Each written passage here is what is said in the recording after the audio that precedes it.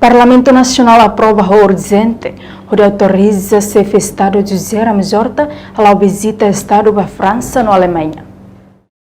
Segunda-feira, semana órgão legislativo Parlamento Nacional autoriza o chefe de Estado visita a nação França na Alemanha, liu Rússia votos a favor hat nulo, contra no abstenção zero.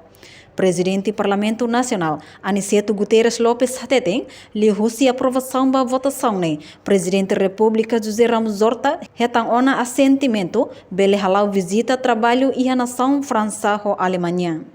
No Presidente do Parlamento Nacional hato quedas da parte técnico e a Parlamento Nacional ato prepara resolução assentimento tem que publica hoje ho urgência também e a terça-feira abang se Estado halo ona viagem.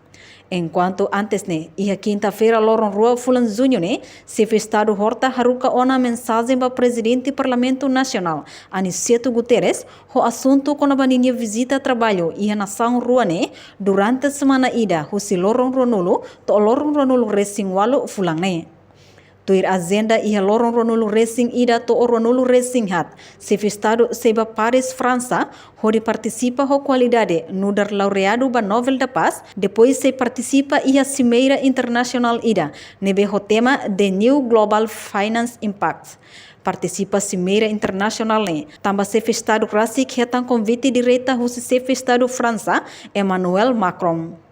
No Presidente da República a delegação se halo viagem para estrangeiro e a terça-feira loron ronulo fulan junho tinang Imelda Fátima ba televisão Timor Post.